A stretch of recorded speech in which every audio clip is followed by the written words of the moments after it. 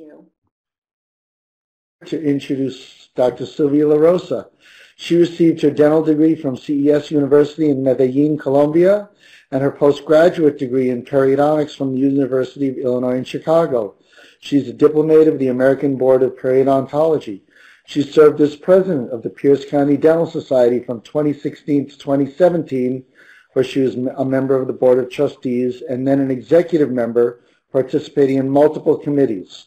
She's been quite active and has served as a member of the Board of Trustees for the Pierce County Dental Foundation. She has incorporated dynamic surgical navigation in her practice since August of 2017.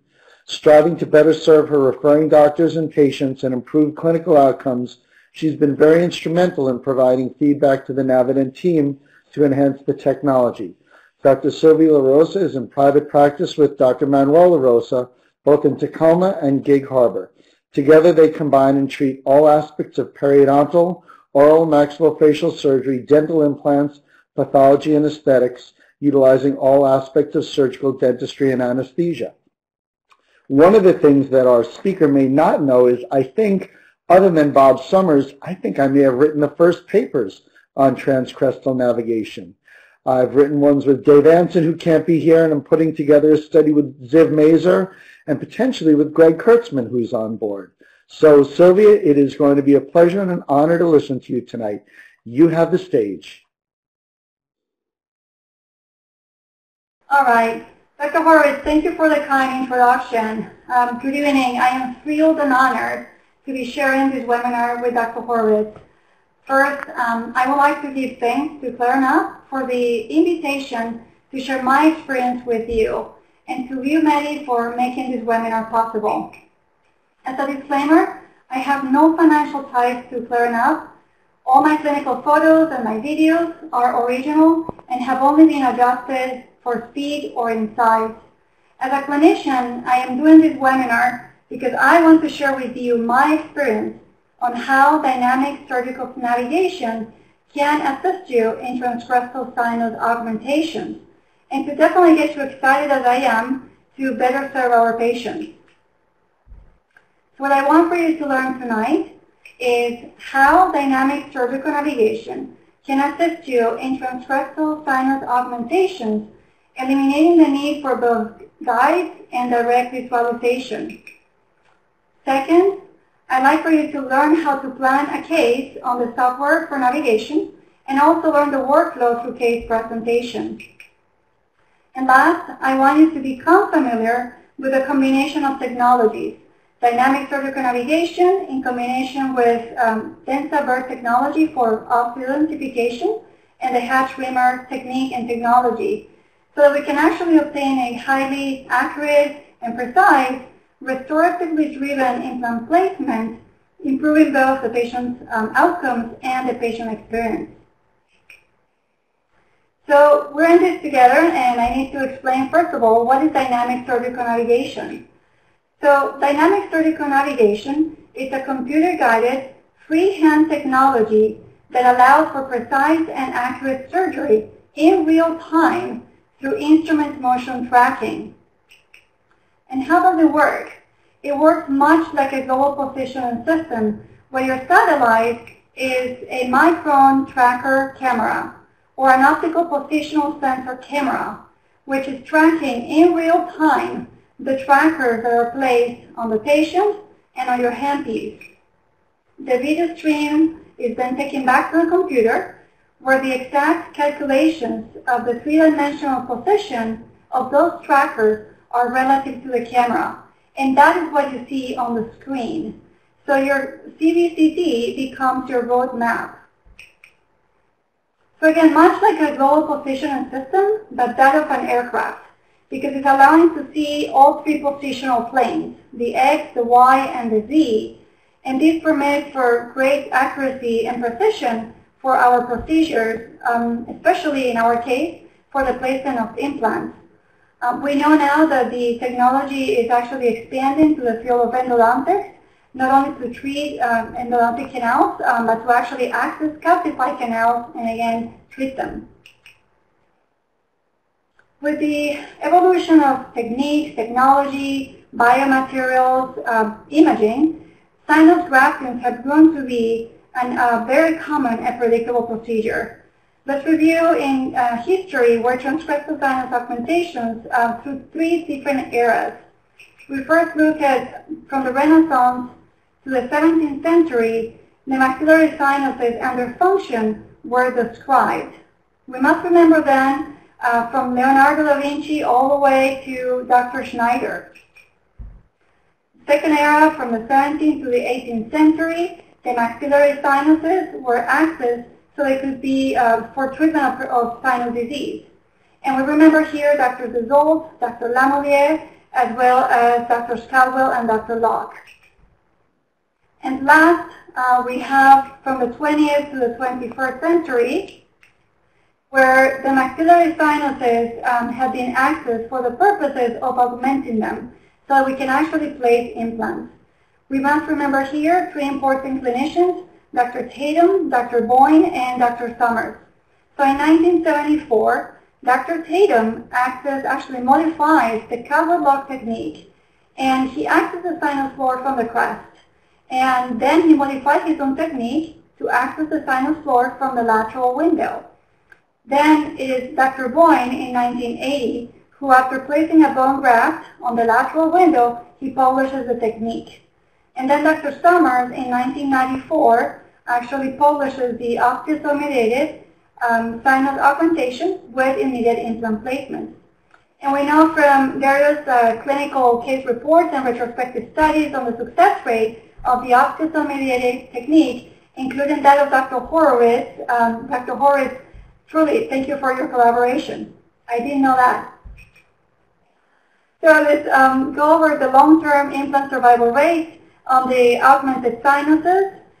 We must remember the systematic review by Del Favro and collaborators, where they evaluate implants with a minimum of 3-year follow-up post-loading, and the range was from 3 to 10 years. They found that the implant survival rate on augmented sinuses was 93.7% for the lateral window approach and 97.2% for the transcrestal approach.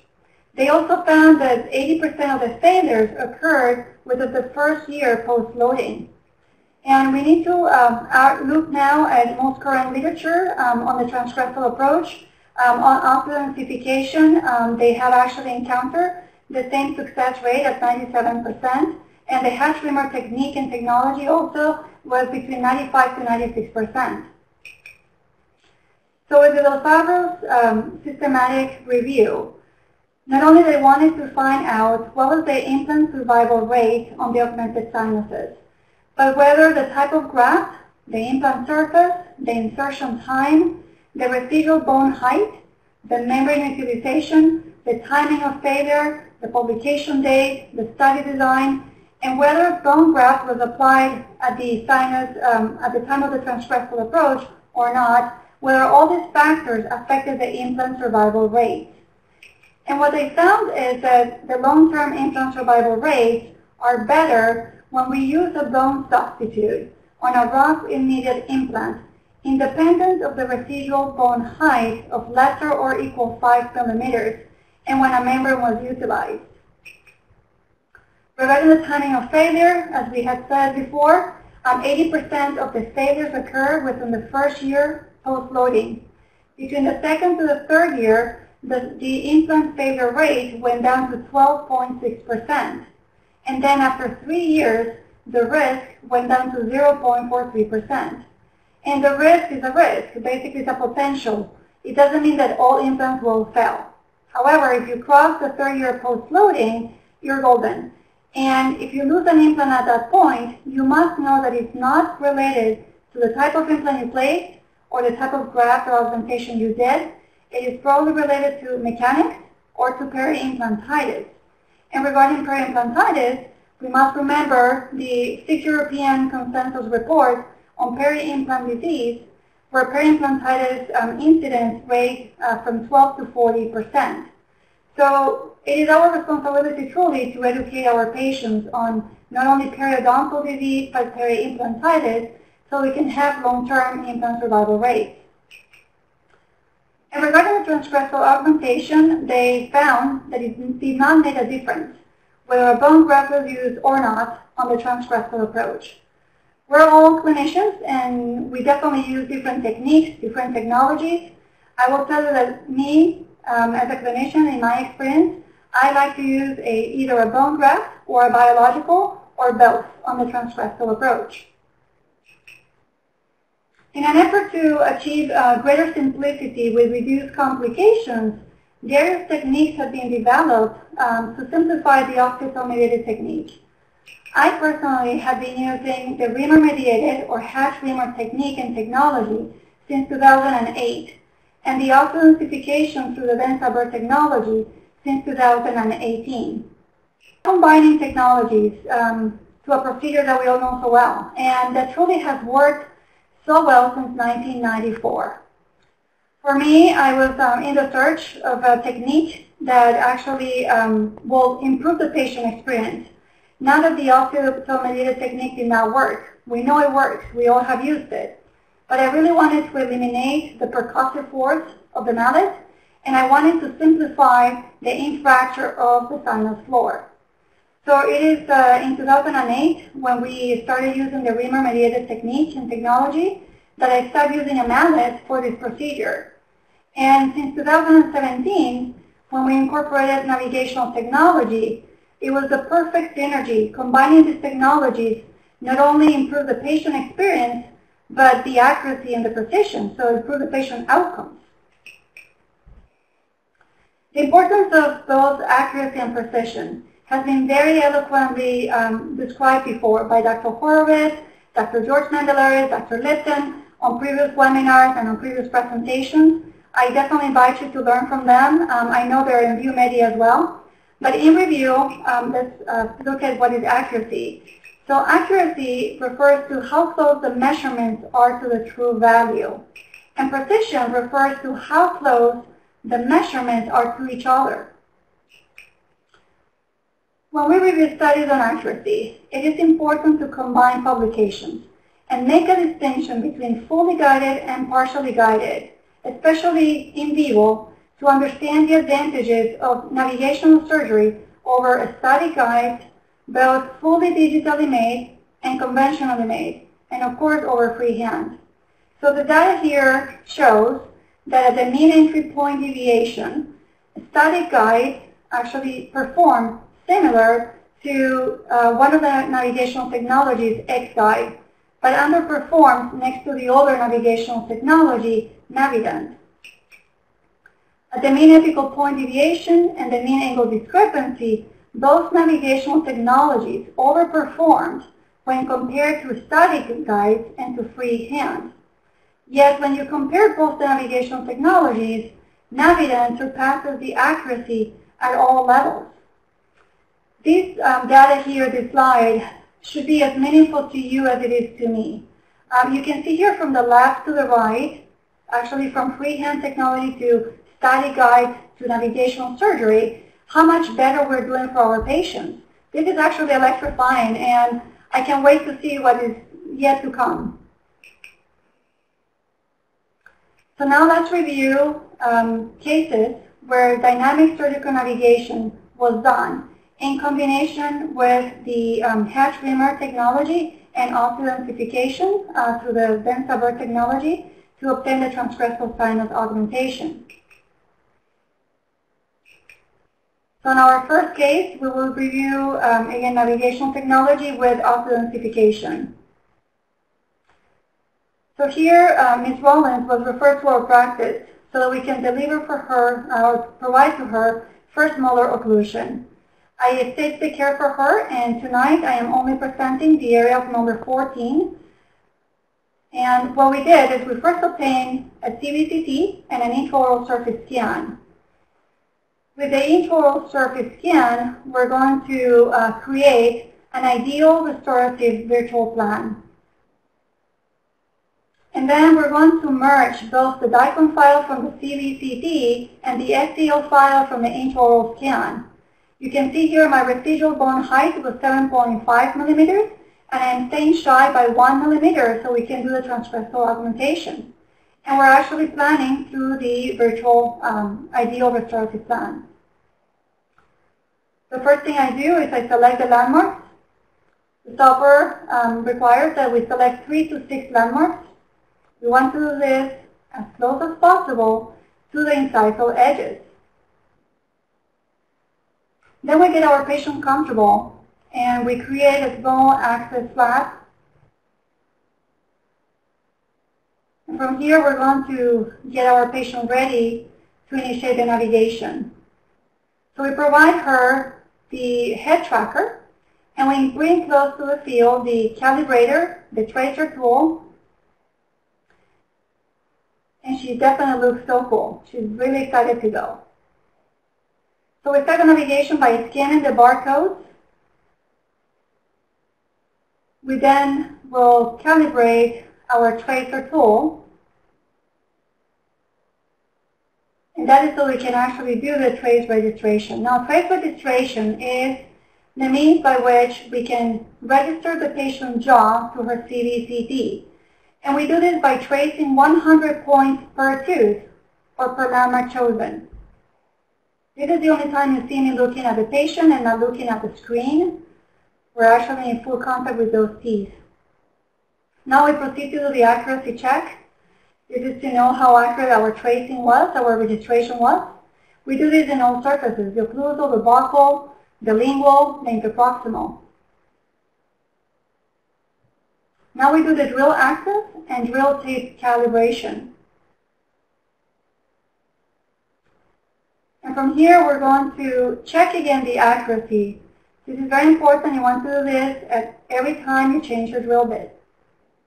We check again on the buccal, the occlusal, and the proximal.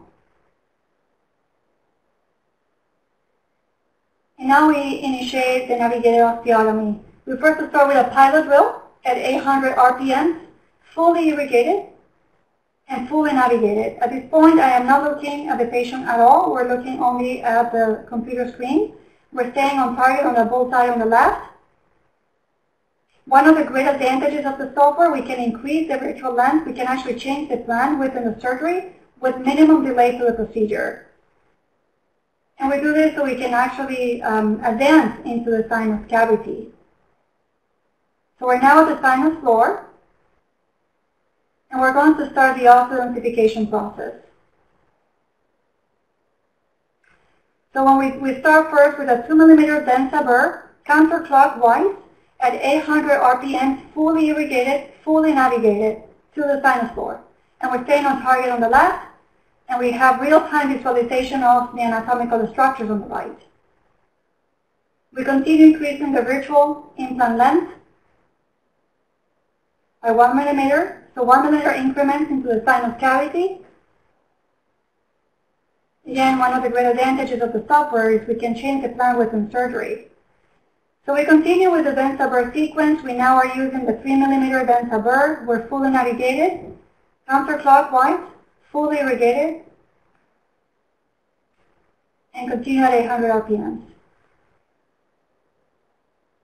I am checking now for the accuracy of the 4 millimeter densa, and we're fully navigating it. Again, same thing, 800 RPM, fully irrigated, counterclockwise.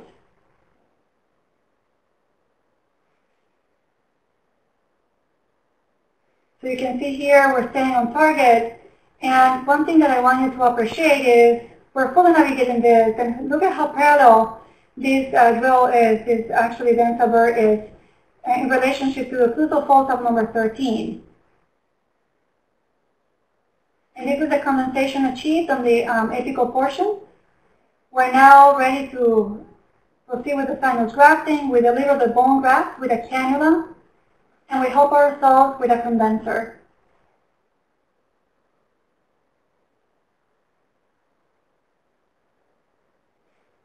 And then from here, we're going to use the 4.3 millimeter densa.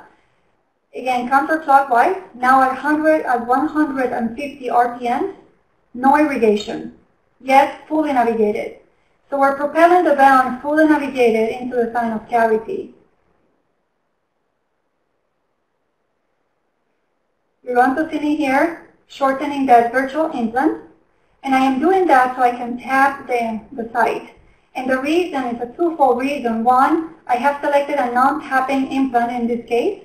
And two, the compensation acquired both laterally and apically will not allow me to place the implant if I did not tap.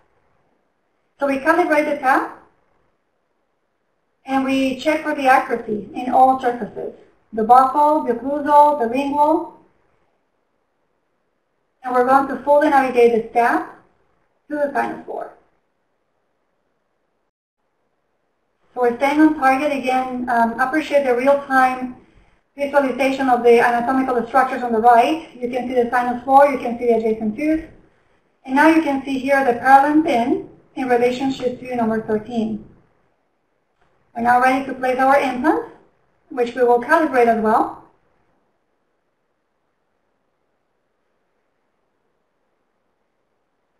And we're going to fully navigate it in.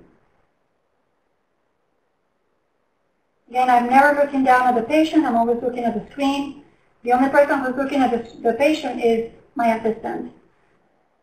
And we're staying on target, fully navigating the implant in place. And you see here the implant in place, very parallel to the adjacent tooth. And you see the compensation achieved on the apical portion of the sinus cavity. In our second case, we're going to review Transcrestal sinus augmentation in combination with the hatch reamer technique. Now the difference between the two techniques is with occlusification, you're using the patient's own bone and you're condensing it laterally and apically. So it's basically a non-excavating technique. With the hatch reamer is different. What you're doing is you're creating a hatch through a procedure called the cut, lift, and elevate. So you create a hatch in the sinus floor and then you actually propel the bone through that hatch. So in this case, Ms. Nigel was referred to us to provide her with first molar occlusion bilaterally with implant-supported bridges. I am presenting tonight only the areas number 3 to 5, and we're going to follow the same steps. We first will acquire the CBCT, and then we will take an intraoral surface scan. And with the intraoral surface scan, again, what we're doing is creating an ideal virtual restorative plan for an implant-supported bridge in this case. We then merge both the DICOM file and the STL files into the software. Here I don't have such a generous amount of bone as the previous case, so I'm staying at 3.6 millimeters from the crest of bone at this point. And we're again going to deliver an implant-supported bridge as the ultimate restorative treatment plan. So we follow the same steps. We have calibrated the tracer tool. We do the trace registration. Again, 100 points are traced per tooth, or per landmark, I should say. The more landmarks you choose, the better, more accuracy you can obtain. And here we're checking the accuracy, and we do that in all planes. We do the buccal, the occlusal, the lingual. We're going to do the drill axis, the drill tip calibration, and we're going to check for the accuracy of the first drill, which is the pilot drill. And again, we do that in all surfaces. Every time you change the drill, you want to check for the accuracy. You want to calibrate and change the accuracy. We will then start the osteotomies. And we're doing both implants, number 5 and number 3. So we alternate. We go from 5 to 3, 5 to 3. On the area of number 3, again, we're staying fully navigated into 1 millimeter from the sinus floor. And we continue the drill sequence. On the area of number 3, we're going to start using the first hatch reamer, which is a 3 millimeter hatch. And we're doing this to create what is called, again, the cut, lift, and elevate the hatch into the sinus floor. We're doing this at 40 RPMs, fully irrigated and fully navigated. And through that restorative virtual plan that we have created.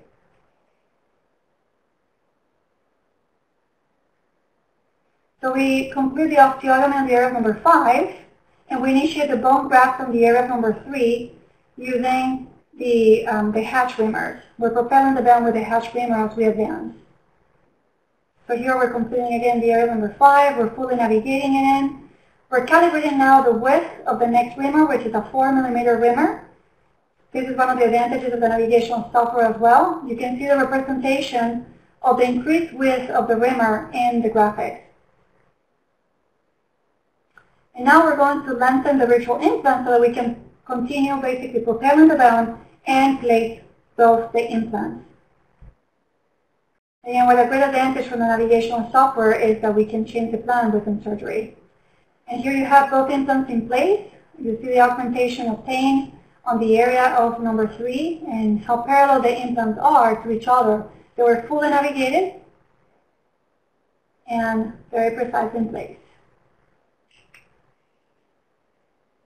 Our last case is a transcrestal sinus augmentation, again combining both navigational technology with the reamer-mediated technology and technique. In this case, we have a single tooth, number 13. Mr. Myers fractured and lost his tooth 1 year ago in Florida. And we proceed to do the same. We acquired the CBCT, the intraoral surface scan. We create our virtual ideal restorative plan. And we merge both the DICOM and the STL files into the software.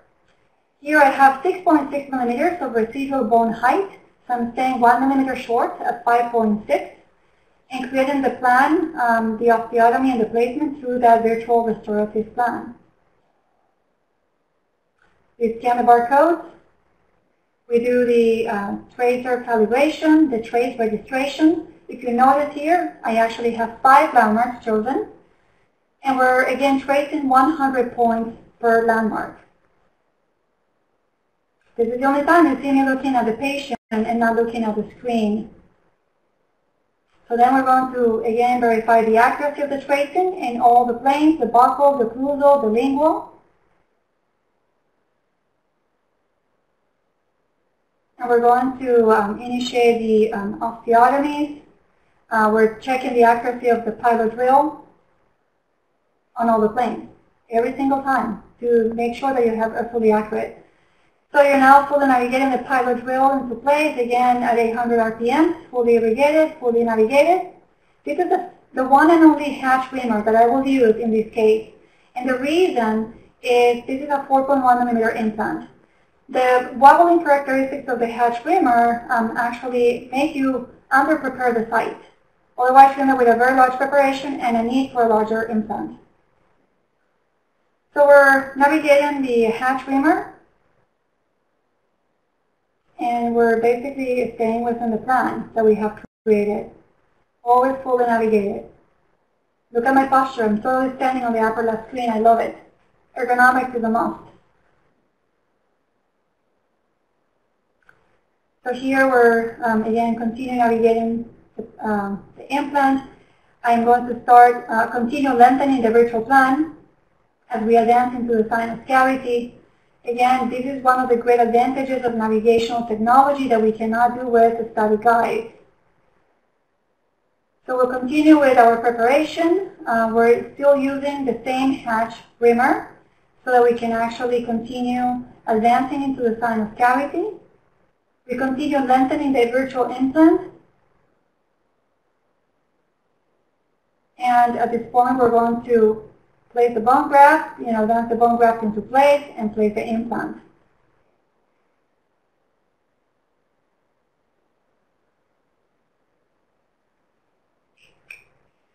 All right. Well, I have mentioned to you already that we started using navigational technology since 2017.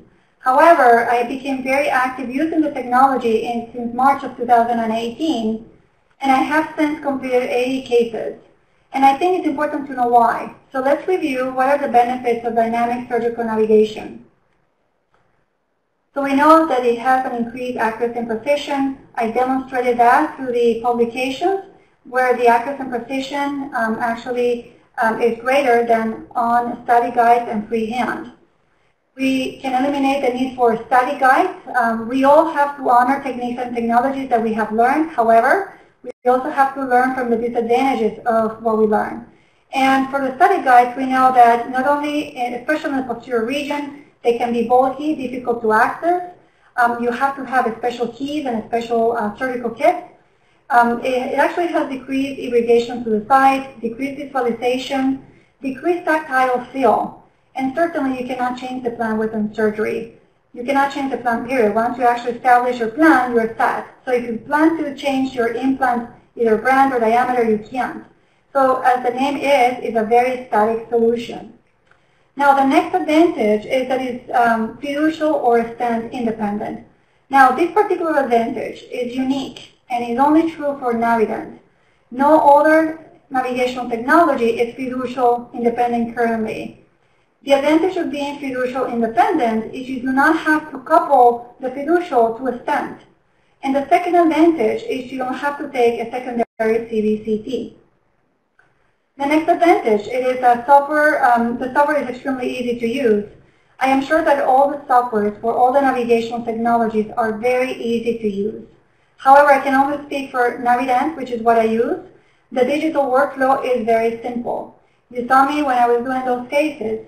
You merge the DICOM file, the STL file, and if you do not have an intraoral surface scan, you can also use the virtual crowns from the software. Now, one great advantage that is important to mention is the versatility of dynamic surgical navigation. It is actually implant manufacturer independent. It is CVCT independent. And one unique characteristic that is only true also for Navident and not for the other navigational technologies is that it's handpiece independent. You can adapt it to your high speed, your low speed, and your piezo.